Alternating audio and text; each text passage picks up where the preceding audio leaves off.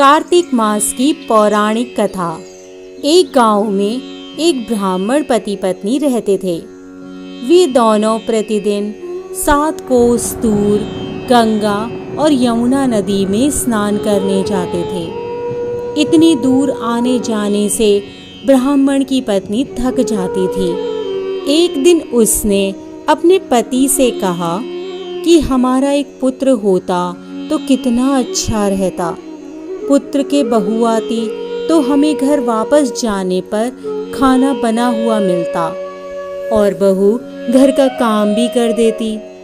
अपनी पत्नी की बात सुनकर ब्राह्मण ने कहा, तूने बात तो सही कही है, चल मैं तेरे लिए एक बहू ला ही देता हूँ।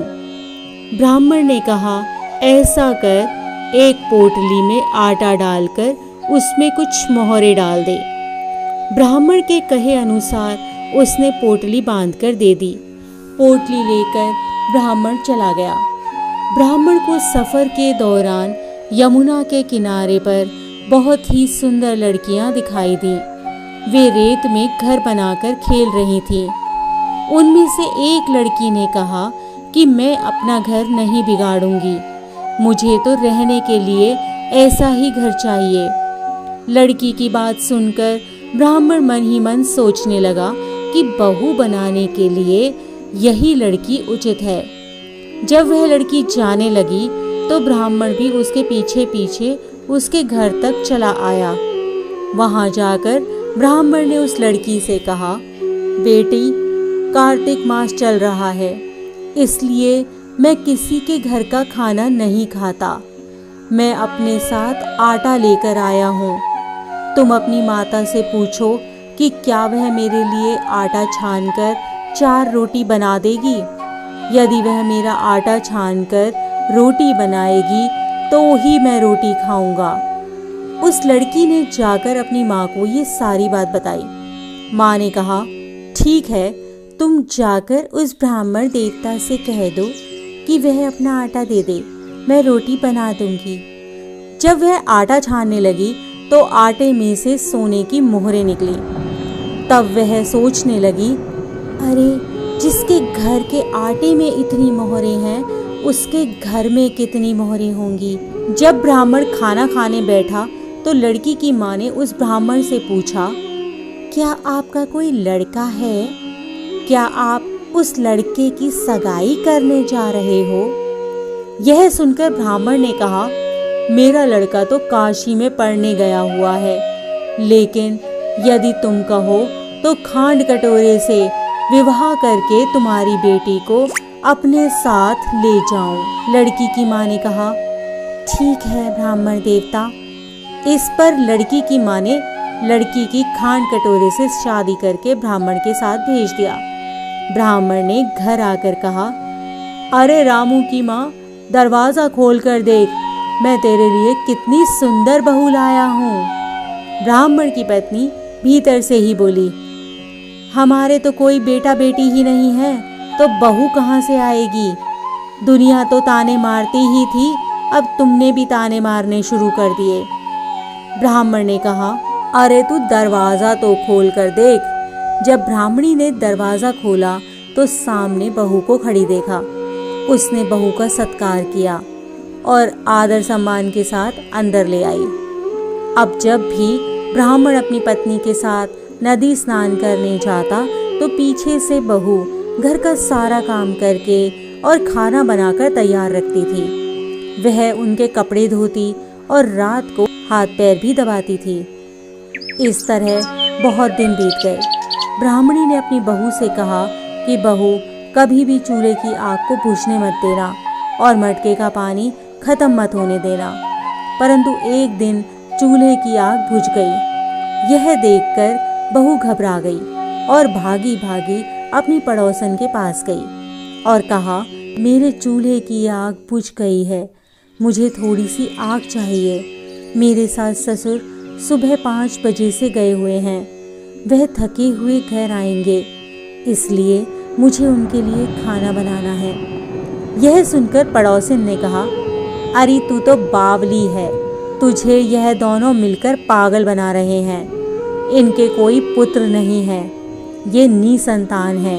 बहू ने कहा, नहीं ऐसा मत बोलो, इनका बेटा तो बनारस काशी में पढ़ने गया हुआ है। इस पर पड़ोसिन ने कहा, यह तुझे झूठ बोल कर लाए हैं, मेरी बात सच मान, इनके कोई बेटा नहीं है। अब बहू पड़ोसिन की बातों में आ गई और कहने लगी, अब आप ही मुझे बताओ कि मैं क्या करूं। पड़ोसिन ने कहा कि करना क्या है, जब तुम्हारे सास ससुर आए तो जली हुई रोटियां बना कर देना, बिना नमक की दाल देना, खीर का चमचा दाल में और दाल का चमचा खीर में डाल देना। पड़ोसिन ने उसे अच्छे से सिखा पढ़ा दिया।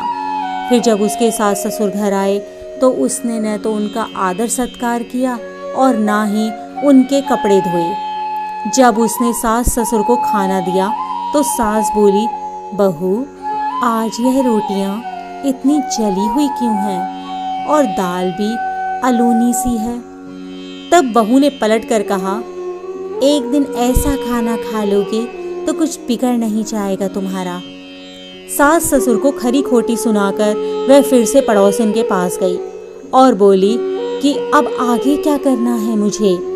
पड़ोसिन ने कहा कि अब तुम 7 कोठों की चाबी मांग लेना।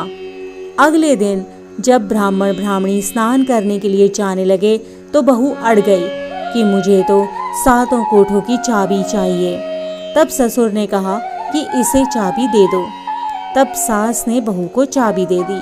ससुर के जाने के बाद जब बहू ने दरवाजे खोले तो देखा कि किसी में अन्न भरा है, किसी में धन भरा है और किसी कोठे में बर्तन पड़े हैं। जब उसने सबसे ऊपर का 7वां कोठा खोला तो देखा कि शिव जी, माता पार्वती जी, गणेश जी, लक्ष्मी जी, पीपल पतवारी, कार्तिक के ठाकुर, राई दामोदर, तुलसी जी का विड़वा, गंगा यमुना और 33 कोटि देवी देवता विराजमान हैं। और वहीं पर एक लड़का चंदन की चौकी पर बैठा हुआ माला जप रहा है।